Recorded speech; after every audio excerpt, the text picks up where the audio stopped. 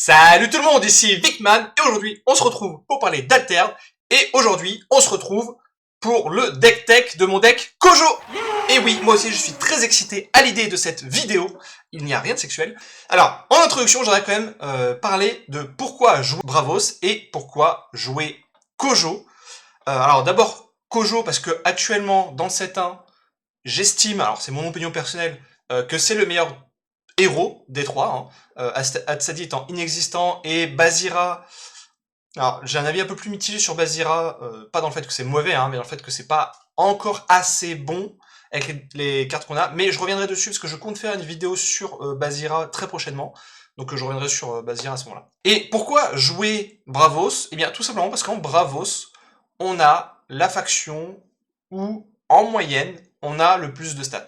Comme exemple, simplement, hein, il suffit de comparer la guerrière de Havre à la troupière Ordis, et on voit tout de suite la différence. Hein. Il faut 3 troupières Ordis pour battre une guerrière de Havre. Alors je sais, c'est pas du tout la même chose que de jouer une carte qui coûte 1 en termes de mana et en termes d'engagement sur une expédition, contrairement à la guerrière. Et je sais, Ordis et d'autres factions ont aussi des cartes avec 4 de stats, au moins dans une stat pour 3, sauf que dans les autres factions où c'est l'exception en rare, dans Bravos, c'est une généralité en commun. Sans plus attendre, mon deck, hein, donc n'hésitez pas à faire pause si vous voulez regarder un peu plus en détail, n'hésitez pas à cliquer sur le lien que je mets en description pour avoir le deck ouvert pendant que vous regardez la vidéo, ou au moins l'écouter, pour comprendre ce que je dis, en même temps vous avez le deck d'un côté, voilà. Et avant de rentrer plus dans le détail, j'aimerais juste mettre deux, trois petits points. Le premier, c'est que, pourquoi je fais la vidéo maintenant et pas il y a peut-être un mois par exemple, tout simplement parce que, alors, d'abord, j'ai pas forcément beaucoup de temps, ça c'est une chose, et que sur les deck tech, j'aime bien prendre plus de temps, pour réfléchir à ce que je veux dire, faire un script, et pour après le montage. Donc c'est pour ça que, vu que ça prend plus de temps, bah, ça arrive un peu plus tard. Et aussi parce que j'ai envie de vous montrer un deck que j'estime à minima compétitif. Et c'est pour ça que pour les deck tech, de ma part en tout cas, vous aurez deux types de vidéos. Soit les types un peu comme je compte faire avec Bazira, mais bon, vous verrez au moment de la vidéo, ou en début de sortie, donc par exemple au début du set 2, c'est très possible que je vous fasse un petit deck tech, mais là je précise. Voilà, donc là c'est à prendre avec des pincettes, je ne dis pas que c'est compétitif, c'est juste j'ai trouvé ça, ça marche pour l'instant, j'aime bien, pour telle raison, voilà, bref. Et des vidéos comme celle-là où je les travaille un peu plus parce que j'ai beaucoup joué le deck, j'ai beaucoup fait d'essais, d'expérimentation, où j'ai changé des cartes, etc. Où là j'estime avoir une version stable que je peux vous présenter, où l'idée bien sûr c'est vous pouvez prendre le deck tel quel, moins les uniques, et je vais revenir dessus tout de suite, et jouer avec, et vous aurez déjà un minimum de résultats, notamment si vous suivez aussi les conseils que je fais dans d'autres vidéos comme celle-là. Et donc, en parlant du deck, comme j'ai dit, j'estime que c'est une bonne base pour commencer, et je pense que ce sera une bonne base aussi pour commencer le set 2, hein, il faudra changer 2-3 cartes, et donc peut-être qu'après le deck changera du tout. J'ai des doutes sur ça, mais on connaît pas encore les cartes. N'hésitez pas après à me dire aussi en commentaire, à poser des questions si jamais vous n'avez pas la réponse, que ce soit dans cette vidéo ou dans d'autres vidéos.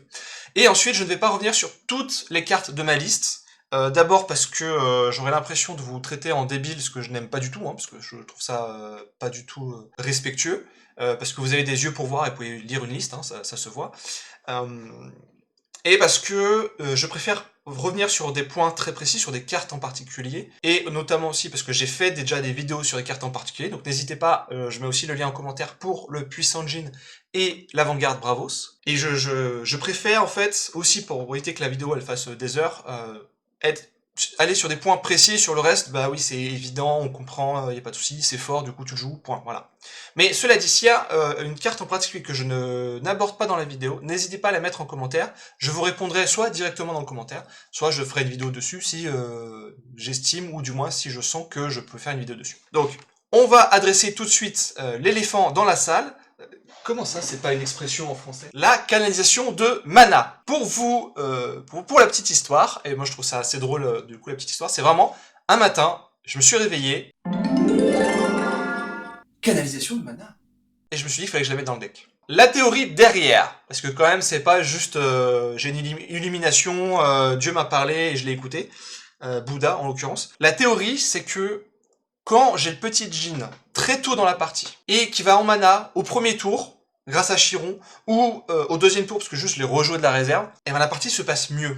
beaucoup mieux. Et souvent je gagne grâce à ça. Alors c'est pas j'ai joué petit Jin, j'ai fait Chiron, hop ça y est j'ai gagné la partie. Ça se passe pas comme ça, mais en fait c'est vraiment je sens la différence où quand j'ai plus de mana que mon adversaire et quand j'ai le même mana que mon adversaire. Et c'est là où je reviens sur ce que j'ai dit au début de la vidéo, c'est on a plus de stats que notre adversaire, mais nos cartes coûtent plus cher. Et donc là où on va pouvoir jouer une guerre de havre, bah notre adversaire va pouvoir mettre moins de mana. Et donc, l'idée, c'est de pouvoir justement, et c'est là, ça la grosse force de Bravos, notamment avec les djinns, de pouvoir prendre des expéditions, grâce à Bouddha, entre autres, et jouer une question de mana, jouer un petit djinn, avancer, et nous set up un peu pour après, et avoir plus de mana. Donc c'est vraiment la stratégie, c'est pour pouvoir avoir un moment où, et c'est clairement quelque chose qui m'est déjà arrivé dans des parties, hein, où par exemple, petit djinn au premier tour, avec Bouddha, là, je prends 1, voire les deux côtés. Alors, pas 2-0, mais 2-1, mais au moins 1-1 en tout cas. Et tour d'après, bah, petit djinn. Du coup, là, je rentre de 2. Tour d'après, je mets une carte en mana. J'ai 2 manas d'avance de mon adversaire. Je commence, j'ai Bouddha. Je fais Ua Mulan. Et là, bah, grosso modo, on est au même point. J'ai des stats sur le board, mais c'est toi qui commence. C'est lui qui commence à engager son mana pour faire des actions.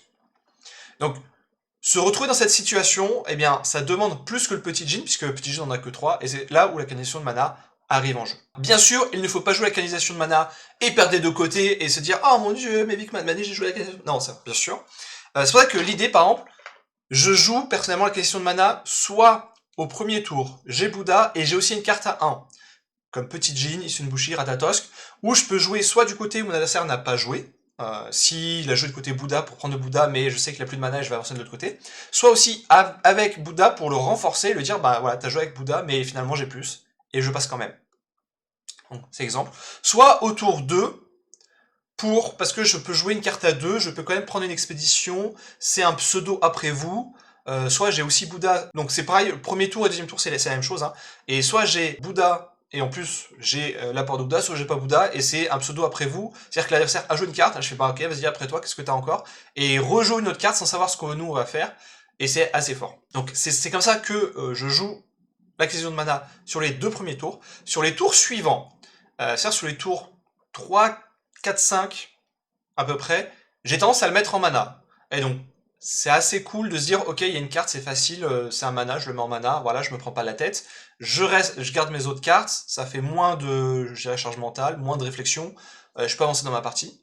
Mais il y a aussi des moments où, c'est pour ça, n'y allez pas direct sans réfléchir, où ça peut faire, comme j'ai dit, office d'après vous. Et c'est là, en fait, où la carte est très forte, notamment en fin de partie. C'est-à-dire que j'ai vraiment eu des parties comme ça contre des Afanas, et ça m'a permis de gagner grâce à ça, eh bien, il joue, il fait « Oh, moi je joue un vendangeur, il coûte 1. Qu'est-ce que tu fais ?» Et là, je dis « Ben, moi je joue canalisation de mana, ça me coûte 2, mais comme j'avais déjà plus de mana que toi, on est au même point de mana, j'ai rien mis sur le board, ce qui est très important. Pourquoi je dis ça? Parce que contre Afanas, c'est là où il va pouvoir jouer Zou, Sommeil, etc. Où là, il peut pas faire ses petits plays de « Ah !» et en mode « Ah je suis obligé de jouer une autre carte, ou même passer si j'ai que ça en main et que je peux rien faire. » Enfin voilà, vous avez l'idée. Et du coup, c'est là où on fait un après vous, et en plus on set up pour le tour d'après, s'il y a un tour d'après, parce que ça arrive des fois ces derniers tours, mais ça marche aussi parce qu'on a plein de mana. Et du coup, ça c'est, comme j'ai dit, un pseudo après vous qui fait comme Ua Mulan, donc j'ai présenté un peu dans la vidéo, ou pourquoi Ua Mulan, je trouve Ua Mulan plus forte que Sun Wukong. C'est pour ça qu'au final, j'ai testé la carte, donc après que j'ai eu l'intervention de Bouddha, j'ai joué la carte, j'ai testé, je me suis dit, ah, c'est bien, je vais la garder. Et c'est pour ça que vous pouvez la voir dans la liste. Ensuite, il y a 2 autres cartes sur lesquelles j'aimerais revenir. Donc Ua Mulan, donc je viens de parler, parce que c'est très fort, ça peut servir d'après vous, hein, comme j'ai dit dans ma vidéo où je parle essentiellement de Sun Wukong, mais je la compare à Ua Mulan, et ça coûte pas cher, et ça perd fugace, mais les stats sont assez faibles, malgré tout, hein. Il suffit de comparer Chiron, par exemple, en commun en plus. Et c'est pour ça que j'en joue que un exemplaire dans le deck. Déjà, ça fait une carte rare, où je peux me permettre d'en mettre une, et plus, ça commence à devenir compliqué. Et derrière, si jamais j'en ai plusieurs, je commence à saturer ma réserve, ça sert à rien avec des cartes, j'ai pas envie de dire médiocre, parce que c'est quand même une rare que je joue, mais c'est pas, mais en fait son utilité n'est pas dans ses stats, l'utilité est dans le fait de pouvoir garder des cartes, et le pouvoir de faire des après-vous. Donc, voilà l'idée. Et ensuite, j'aimerais revenir sur la traceuse Bravos. Pourquoi j'ai 2 exemplaires de la carte, une en rare et une en commun? Tout simplement parce que je n'ai plus de place pour la rare. Voilà, tout simplement. À une époque, j'en jouais 3 en rare, et je trouvais ça vraiment fort. Mais le metagame a un peu changé, et j'ai dû m'adapter, et en fait, contre Afanas, typiquement, c'est pas une très bonne carte. Parce qu'on se prend Zou et hop, on l'a perdu. C'est vraiment, on a mis plein de stats pour rien. Alors vous me direz, oui, bah c'est pareil, tu prends Zou sur n'importe quelle carte, c'est pareil. Alors oui, sauf que les autres cartes, je peux les jouer de la réserve. Uga Mulan, par exemple, je peux même la rejouer. Bref. Alors que la Tressos Bravos perd Fugas tout de suite. Donc j'ai fini par les enlever petit à petit, et aussi parce que je me rendais compte que je les mettais en mana, et ça fait chier de mettre une carte rare en mana. À côté de ça, il y a Traced, et Traced, contre Traced par contre, c'est une carte très forte, parce que ça a beaucoup de stats pour le mana, et c'est là où ça permet de battre Traced avec Havre, c'est de dire, bah pour 2 mana, j'ai 4 de stats. Bam. Alors du coup, vous verrez que j'ai qu'une rare, et donc l'autre commune n'a pas de 4 de stats, mais a quand même 3 de stats de partout pour 2, ce qui est très fort, et donc c'est pour ça que j'en ai mis une commune. J'hésite, donc ça fait partie des petits changements légers que j'hésite encore à faire, à éventuellement en mettre la 3e en commun, mais faut que je fasse des essais, voilà. Faut que je fasse des essais, et c'est vraiment des ajustements. Maintenant, un point sur lequel je voulais parler, c'était sur les mains de départ. Parce que sur les mains de départ, c'est très compliqué parfois de choisir une main de départ. Et donc là, je vais juste vous donner des généralités.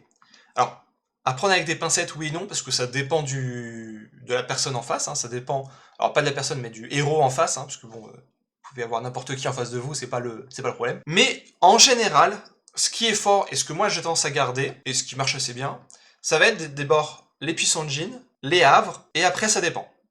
Les uniques, j'ai tendance aussi à les garder, surtout en main de départ, parce que mes uniques sont très fortes en début de partie, enfin 2 je crois. À côté de ça, il y a aussi des combos, je dirais, qui sont très forts en début de partie. Ça va être Petit Jin Chiron. Donc ça c'est très fort à garder, si vous pouvez les garder ces 2 cartes, bah c'est trop bien. Ça va être Petit Jin Havre. Bon, de base j'ai dit qu'il fallait le garder, mais voilà. Pourquoi? Parce qu'on peut faire Havre Petit Jin au premier tour, et au deuxième tour on joue Petit Jin, et les 2-4-2 pour 2, c'est la folie, voilà, c'est la folie. Sunwukong peut aller se rhabiller. Hein. Du coup, pourquoi Grand Jin, je le garde? Alors après, il y a des limites, hein. Si j'en pioche 3 en main de départ, je vais pas garder les 3, bien sûr, parce qu'il faut quand même que je puisse faire un play, que je puisse jouer une carte au premier tour. Donc l'idée, c'est que ça dépend aussi les mains de départ, parfois, donc ça c'est des généralités, parce qu'il y a aussi par exemple l'avant-garde quand on commence, parce qu'elle peut donner son boost sur Bouddha, donc comme je l'ai mis dans la vidéo, hein, sur l'avant-garde. Mais l'idée, vraiment l'idée, c'est de se dire, ok, au premier tour, qu'est-ce que je fais? Le but c'est de prendre au moins une expédition, en plus quand on a Bouddha, et en fait quand on a Bouddha, c'est soit de se dire, je vais pouvoir me setup, donc Havre, canalisation de mana, mais il faut une carte à côté à jouer à 1, c'est très important, ou se dire, je vais tenter de prendre des deux côtés, donc c'est vraiment se dire, ok, au premier tour, qu'est-ce que je fais? Au deuxième tour, qu'est-ce que je fais? Alors souvent la réponse c'est puissant Jin, hein, au deuxième tour, mais il faut prendre en compte ces 2 paramètres quand on garde sa main de départ, et parfois, suivant les match-up, eh ben, je vais garder une Videuse Bravos, je vais garder une éruption de mana, et là, il va falloir que je joue avec les 2 autres cartes pour être sûr qu'au tour 1 ou tour 2, je puisse faire des choses. Donc c'est vraiment ces choses à penser. Alors, on peut même aller plus loin, se dire, ok, au tour 3, qu'est-ce que je fais, etc. Mais la façon dont OTF Altered, on commence avec 3 cartes en main, on en pioche 2, etc. Le tour 3 va changer beaucoup par rapport à notre main de départ. Voilà, donc ça c'est un point sur lequel je voulais venir, et je sais que c'est très compliqué le mulligan. Donc potentiellement, si vous voulez, n'hésitez pas à me mettre dans les commentaires. J'ai quelques parties enregistrées, je vais même en enregistrer d'autres, ou juste prendre des mains de départ. Avec la main de départ que j'ai gardée, ça m'a été bénéfique, ça m'a été néfaste, je sais, ça peut arriver, et si j'ai gagné la partie. Et voilà, on se tient vraiment à la main de départ. Pourquoi? Je garde ça parce que l'adversaire joue ça, ou je garde ça parce que l'adversaire joue ça, par exemple.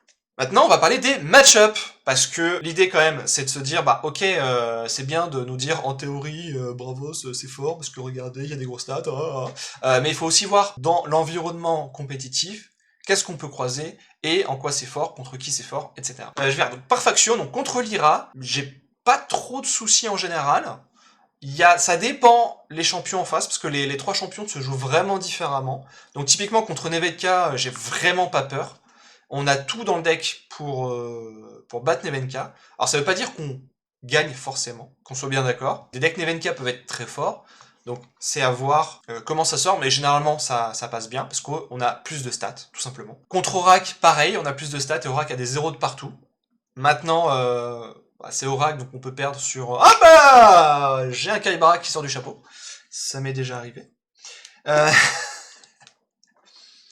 Et contre Fen, même si Fen a perdu en popularité récemment, mais qui était très joué au début de saison, ça dépend un peu de sa sortie, et il faut juste avoir quelques cartes en tête de ce que Fen peut avoir, c'est les cartes les plus importantes à mon sens, c'est entraînement a cappella et aloe vera. Et du coup, c'est juste sur comment on séquence nos cartes, dans quel ordre on les joue, et pourquoi telle carte et telle autre, suivant ce que fait l'adversaire. Donc typiquement, si on commence, on se dit peut très bien, une grande chance qu'il y ait entraînement Capella dans la main, on commence par Petit Jean.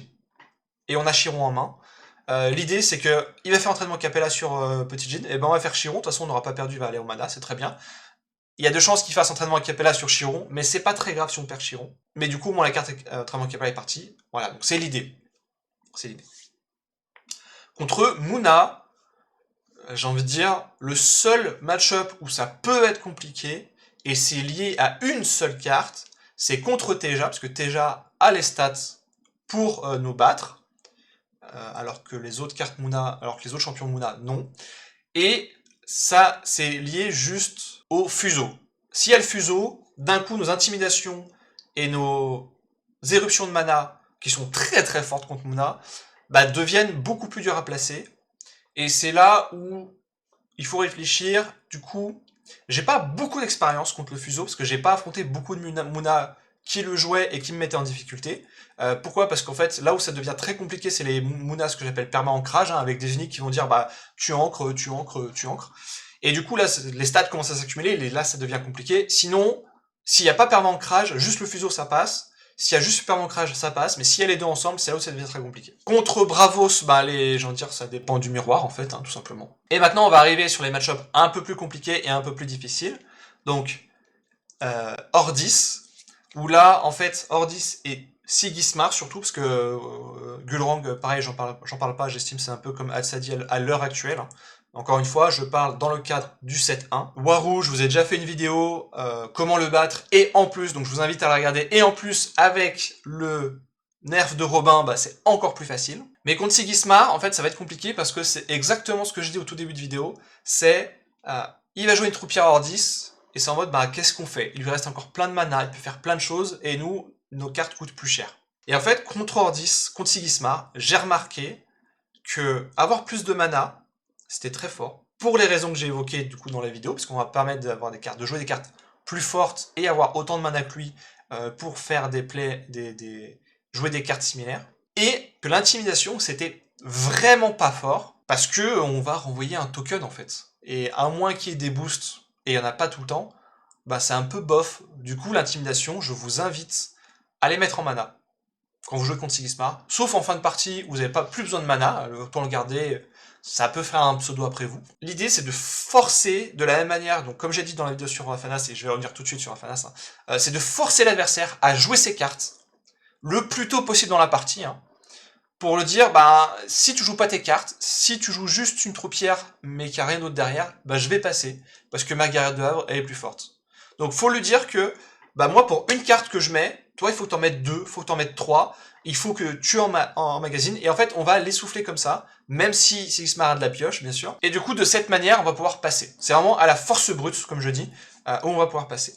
Et ce que je fais, c'est que je garde éruption de mana à un certain temps, j'essaye, parce que je croise beaucoup de listes avec le monolithe. Et le monolithe, suivant au moment où il arrive, si jamais il arrive tôt dans la partie, ça peut être compliqué. J'ai tendance à le garder, voilà, pour Sigismar. Pour Afanas, donc j'ai fait la vidéo sur Afanas, n'hésitez pas à la regarder, hein, elle apparaît encore là. De la même manière, comme j'ai dit, contre Afanas, il faut lui forcer à jouer ses cartes, il faut lui dire j'avance des deux côtés, et pareil, intimidation, alors contrairement à ce que je dis dans certains moments dans le jeu, parce que j'ai enregistré mes parties contre Afanas à différents moments, intimidation est pas très fort contre Afanas, un peu plus que contre Sigismar, mais pas très fort. Éruption de mana, par contre, est très bien aussi, parce que pour le coup, ça enlève les uniques directs, allez hop, on n'en parle plus. Les danseurs du Kadigir, hop, on n'en parle plus. Et l'idée, en fait, c'est pareil de l'épuiser, de lui dire, bah, j'avance, qu'est-ce que tu fais? Si t'as pas les réponses, moi j'avance, et je finis par gagner. Si t'as les réponses, bah, tant mieux pour toi, mais à un moment, tu payes, et il faut vraiment le forcer à utiliser ses réponses le plus tôt possible, l'épuiser, d'abord pour qu'il puisse pas garder en main Petit Pas Bon de Géant, parce que s'il garde en main Petit Pas Bon de Géant, et ben c'est une brique, tant qu'il peut pas la jouer et gagner avec, et nous on va avancer. Donc c'est pour lui se dire, bah là je peux pas la garder, il faut que je la mette en mana, mes autres cartes sont trop importantes. Et à côté de ça, essayez de toujours avoir un d'avance, pareil pour éviter le petit pas bond de géant. Alors, pareil, c'est la théorie, en pratique c'est pas si simple, mais c'est l'idée. Et enfin, contre Axiom, contre Sierra, en fait contre Sierra, le plan de jeu Sierra met trop de temps à se mettre en place, et nous on a les réponses avec, encore une fois, Éruption de Mana, Éruption de Mana est très très fort, et on va avancer trop vite pour Sierra. Contre Soubash, l'idée c'est, là le sabotage est très très fort, parce que ça va épuiser Soubash, et il pourra pas se permettre de nous agresser, et au final c'est nous qui finalement en fait va l'agresser. Donc au début de partie, on va faire un peu du 1 pour 1, et à un moment, il y a un petit moment clé, on va faire une petite intimidation sur un token, une petite éruption de mana qui va partir à un endroit, et hop, on va faire 2-0, ou 2-1, et là c'est fini, on refait 1-1-1 et on gagne comme ça. Et contre Traced, là, je suis plus mitigé, c'est-à-dire qu'au début de la saison, il y a 1 mois, 2 mois, voilà, j'étais à 100% ou presque de victoire. C'était vraiment, je voyais 13, pour moi c'est bon, j'ai gagné, j'y vais, c'est parti quoi. Depuis, je me suis adapté au metagame, les decks Trace se sont améliorés, c'est plus aussi simple, c'est-à-dire que Trace va plus vite avoir ses compteurs, et va trouver ses havres plus facilement, parce qu'il y a plus de ravitaillement, plus de pioches. Du coup, là, je suis en train de faire des tests, pour savoir comment battre Trace, mais je crois que l'idée c'est de revenir à comme j'avais avant, c'est pour ça que j'ai remis une traceuse Bravos, c'est vraiment d'avoir des stats qui peuvent matcher les stats adverses, même avec des havres. Donc c'est pour ça que là, les guerriers de Havre ça va être fort, des Tomoe Gozen ça va être fort, alors je sais que je joue pas Tomoe Gozen dans la liste. Et du coup d'avancer comme ça, et l'idée c'est d'essayer dans les premiers tours, quand il n'y a pas le Havre, de prendre de côté, et ensuite de faire du 1 pour 1 pour gagner parce qu'on a un d'avance. Voilà pour la vidéo, j'espère que ça vous aura plu, et je vous dis à bientôt. Abonne-toi pour plus de deck tech.